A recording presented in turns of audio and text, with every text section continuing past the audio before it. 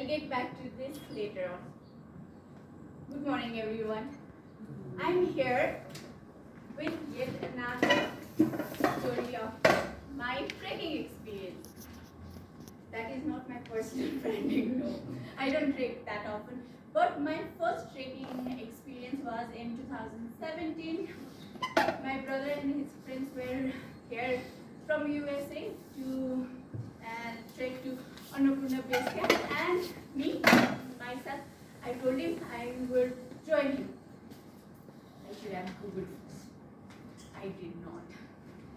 So I'll directly jump into our first day of trek. We started from the place called Noyapul, and within 1 hour, I was surprised how difficult the journey was going to be. As they say, morning shows the day. Soon after I started to walk, I was carrying a bag. I did not know you have to carry your own luggage during trekking. So for me, I was faltering right away. I was heaving, sweating, and I was regretting maybe this is not for me. Whereas my brother's friend, they were walking very briskly, and it almost felt like they were not trekking, however they were doing a marathon in that place. I would walk slowly, catch up to them, they would be resting. As soon as I reached their spot, they would start walking again. That day I thought maybe I shouldn't, but I have to walk back to Noyapul. After 8 hours of walk that day, I thought really hard that night while at the hotel, maybe I should go back. But I did not. Next morning was the last time I saw my brother's friend. My brothers kept me company that day, but that night I felt like it was my brother's plan. They came from US for this trip, and I was kind of doing it for my brother. I told my brother maybe he should join his friends and I will trek on my own. It's like, no, I'm not letting my sister do a solo trip. No, it's not gonna happen. I convinced him. It took me a few minutes to persuade him. Anyone who's gone trekking? Yeah. So when you trek, so you meet multiple people. You say hi, hello, and you sort of establish friendship with the other groups, right? Even with the dog. Yes. So that is so true. Dog keeps following you. So I decided to join one of the group that I had befriended during the first day. In the third day, my next phase of this trek started, almost solo trek, because I just left my group.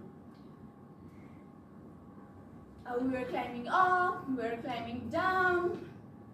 It was going great. It finally felt like a trekking instead of a marathon. I don't have to think how I will catch up with my brother's friend. I was taking pictures, and for all of you to see the visual representation, I've sent few photos in the WhatsApp. You can look at it later on. Finally, we reached the base camp. I forgot how many days of walking, but it was so nice. I was so tired. Next morning we have to wake up and watch the sunrise. So slept early, but luckily I have a habit of waking up in the middle of the night to use a restroom. And I'm glad I woke up that day, and I'm more glad I wore my glasses that time, because the view of the mountains up close under the moonlight is something of an enigma. I will never forget that. Next morning I woke up and I saw the most beautiful sunrise. The golden mountains against the backdrop of the glacier was amazing. The trek was good so far. When we were descending down from the base camp, it felt so easy. It almost felt like I was floating in the cloud. But something snapped.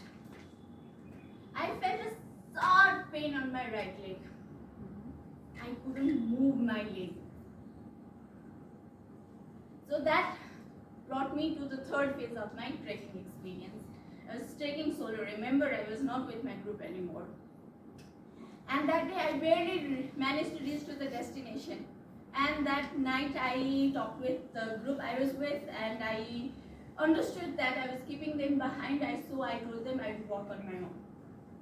So next morning I started on my yet another solo trip. While I was walking alone, but luckily I understood the assignment.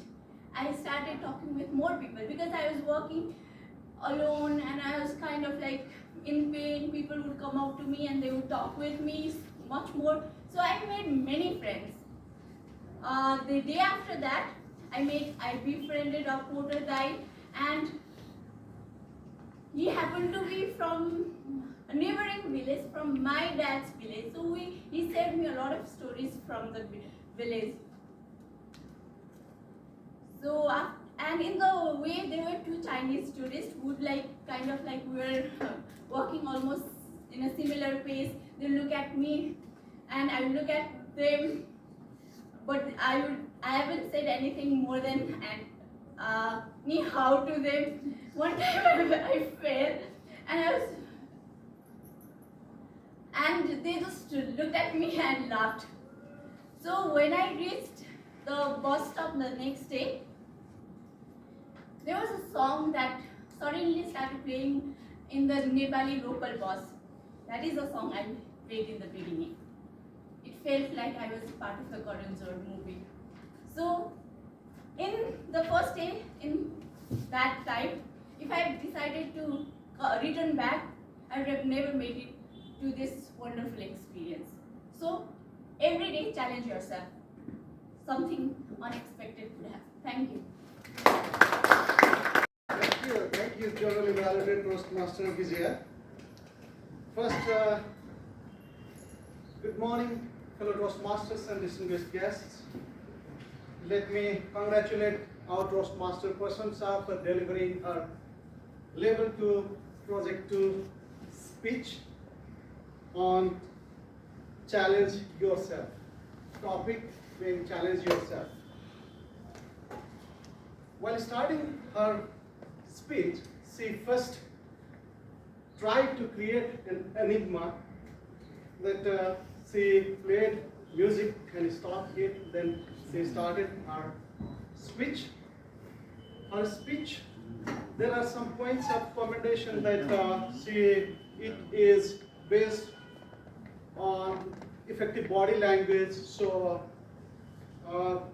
she has effectively maintained her eye contact. It was perfectly balanced to each of the audiences. She tried to use her hand gestures and purposeful hand movement, and she also tried to use her body language, and there was very smooth transitions from opening to body to conclusion. She has been able to clearly communicate her message that every day challenge yourself. And most important part of her speech I liked is she tried to engage each of the audience with creating an enigma. She played music, stopped, and she delivered her speech. She told her one story that connect each of us, that I myself also recalled my trekking. So, ladies and gentlemen, we are here to learn something. So there is always room for improvement. So I have some recommendations to Toastmaster Prashamsha Simkhada's speech, since she is delivering her speech on body language, so she is trying to learn body language. So I suggest her to integrate her contents with the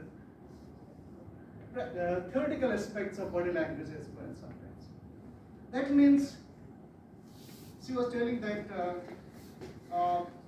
there was a sharp pain on her leg, but she was still smiling.